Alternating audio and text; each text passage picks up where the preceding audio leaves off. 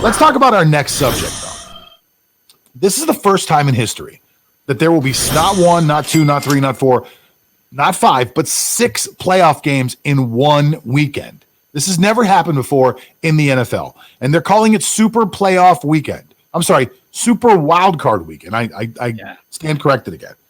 So today, you and I are going to be talking about who we think is going to win these games. Now, I would normally do odds because, I'm an odds guy, and I was going to go bring the odds with me, and I decided today that instead of doing that, since our sponsor is the people over at sportstradingsystems.com, that instead of doing picks with odds, some of these games are so evenly matched, I thought we should just do picks straight up. So we're going to start off with the Los Angeles Rams against the Seattle Seahawks.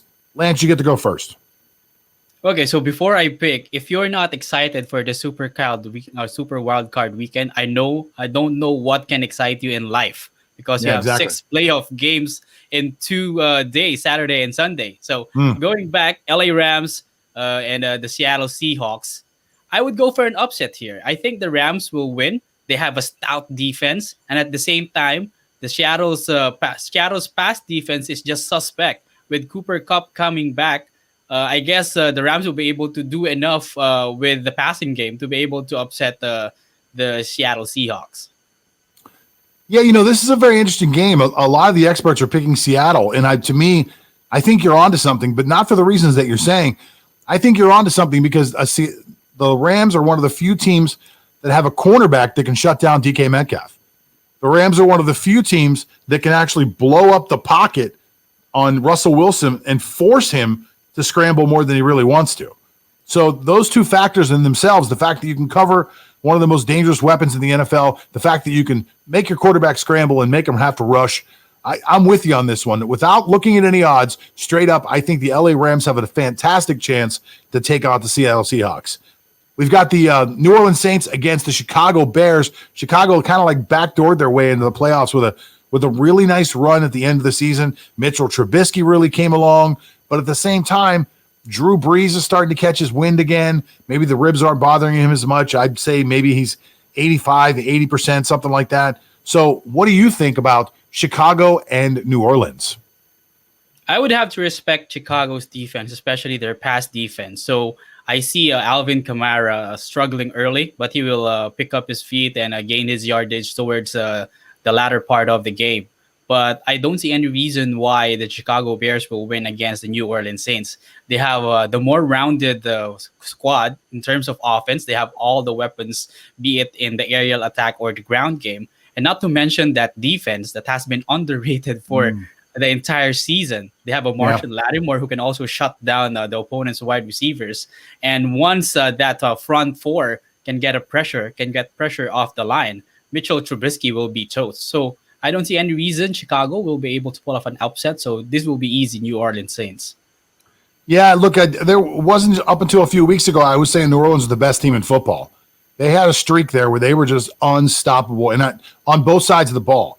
So if you get a Drew Brees back who's operating at 85%, you got a decent running game. You got Alvin Kamara scoring 6 touchdowns a game. You got a great pass rush. You got Lattimore and the boys in the back, the back half of the field covering guys. I think this is a tough game. And tough game for Chicago. I think New Orleans is just going to spank the hell out of them. I don't even think this is even close. Last game for the NFC, we've got the Tampa Bay Buccaneers going on the road to Washington to play the Washington football team. What are you thinking? John Todora throwing some Pat McAfee reference there. I see this as a low-scoring game because of Washington's defense.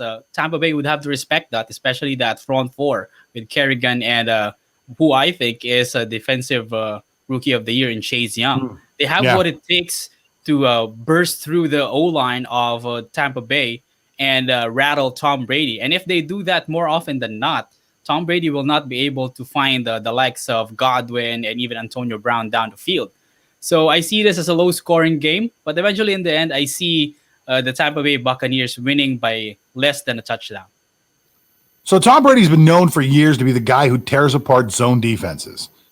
Washington plays a lot of zone, but the difference between what Washington does and what a lot of other teams in the NFL do now in their zone is Washington will rush only 4 people. And they've got a rotation of guys. Their first 4 are good. The next 4 are just as good. They've got a rotation of guys that they can rotate through and keep that pass rush fresh. So if Tampa comes out and does what they've done the last few weeks, which is not run the ball very much, throw the ball 50 times a game, that pass rush will eventually get to Tom Brady. And if it does, Tom could be in for a long day. But I think the key, as much as I liked Washington's defense, I think the key to what we're going to see here is Alex Smith. If Alex Smith is healthy and can play, the Washington Redskins are 5-1 with Alex Smith as their quarterback. Without Alex Smith, it's a completely different game. So if Alex Smith can play, and the difference will be this, the Washington football team and their defense can force Tom Brady to make mistakes. Alex Smith doesn't normally make mistakes, and that will be the difference if this is a close game. I really like Washington if Alex Smith is playing. So I think you and I agree on a few things, disagree on a few things. Let's move over to the AFC, though. Again, it's Super Wildcard weekend. These are our picks for the AFC. Look, I want to start with a game that's very, very near and dear to my heart. Let's talk about Pittsburgh hosting Cleveland. Cleveland doesn't have their head coach. Cleveland's going to be missing a few players. This is going to be a very, very interesting game. Well, how do you see it? I still have some questions regarding Cleveland's consistency, especially on offense. Just imagine they lost their wide receivers and they lost to the lowly New York Jets. And then there's one weekend wherein they put up 42 against the Baltimore Ravens in what I think is the game of the season. So they have their highs, they have their lows. So we don't know which Cleveland Browns team will appear against the Pittsburgh Steelers. So with that type of inconsistency, I would have to go with the Pittsburgh Steelers here because when push comes to shove, time and time again, Big Ben Roethlisberger has proven that he always finds a way to pull the Steelers into victory. And not to mention that defense, that suffocating defense of the Steelers that has carried them to 12 wins in the regular season. Of course, you have to respect Cleveland's defense with Myles Garrett and the boys. But again, the inconsistency and the offensive side of the ball, though they have a Kareem Hunt and a Nick Chubb on the backfield, I guess it will be Pittsburgh emerging victorious in this game. So to me, this is the biggest mystery game of the week, and there's a lot of mysteries here for a lot of reasons. First of all, you don't know what Pittsburgh team's going to show up. This is going to be the Pittsburgh team that played the first 11 games of the year. This is going to be the Pittsburgh team that lost 3 games in a row. This is going to be the Pittsburgh team that played the first half of the Indianapolis game, or the Pittsburgh team that played the second half of the Indianapolis game. If you get the one in the second half, Cleveland's in trouble. You get the one in the first half, Pittsburgh's in trouble. And for Cleveland, there's a tremendous amount of unpredictability. Their head coach usually calls their plays for them on the offensive side of the ball. He is their offensive coordinator, and Stefanski is very good at mixing up plays, isn't super predictable, really good at using both running backs, knows how to make Baker comfortable. Well, there's a new guy calling plays this week. And while he may be good at it, while Van Pelt, his name is Van Pelt, while Van Pelt may have done this before, it's going to be a different rhythm. So if he can get a rhythm with Baker and they have a good rhythm and it's not play calling that Pittsburgh is ready for, a lot of this is based off analytics and tendencies. If Pittsburgh can't figure out the tendencies, if Pittsburgh can't figure out what they're going to call next, it could be a long day for that defense. A defense that's normally very smart and knows what's going to happen next won't know what's going to happen. So this is a very unpredictable game for me. I'm still going to pick Pittsburgh just because they're home and just because I think they're the better team. And I also believe that Cleveland cannot possibly have come away from last week playing against mostly Pittsburgh's second teamers and thought to themselves, wow, that we won by 2 points. We're better than them. So Cleveland probably doesn't have the mental acuity to win this game. I'm going to go with Pittsburgh. Let's go Buffalo hosting the Indianapolis Colts, who backdoored their way into the playoffs. What do you think about this game? This is my second upset for Super Wildcard weekend. Really? Because I really am questioning, or the entire Bills defense is really suspect. It's really an enigma, to say the least. Offense, no problem. They have a Josh Allen, a gunslinger. They have a Stephon Diggs. They have a Cole Beasley. And Devin Singletary can also bring some yardage. But the Bills defense hasn't proven that they can stop anybody. Time and time again, Josh Allen has to rack up the yards to be able to match with the points of the opposing team to be able to win the game. That has been their system and their philosophy all season long. And until the Bills defense wakes up and stops somebody, I think that the team with the better defense, with DeForest Buckner and the Indianapolis Colts, not to mention a steady offense with Philip Rivers, T.Y. Hilton, and the emerging Jonathan Taylor, I see the Indianapolis Colts pulling an upset against the Buffalo Bills.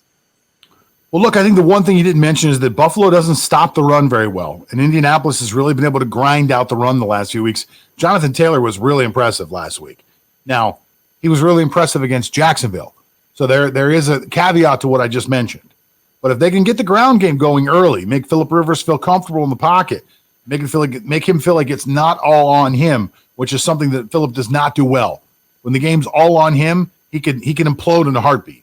But if they make him feel like it's not all on him and that they can rely on the run, they might be able to stick with him. I will say this. Buffalo has been on fire on offense. Their last month of the season has just been incredible. I mean, they're setting paces that are just well beyond anything anybody else is doing. Anybody who looks at me and tells me that the Kansas City Chiefs are the most explosive offense in the AFC has clearly not been watching Buffalo for the last 4 weeks.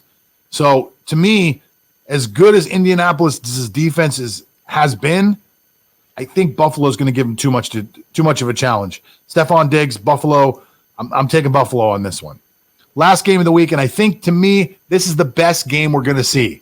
This is going to be the toughest and the best game we'll see all weekend long. The Tennessee Titans are hosting the on-fire Baltimore Ravens.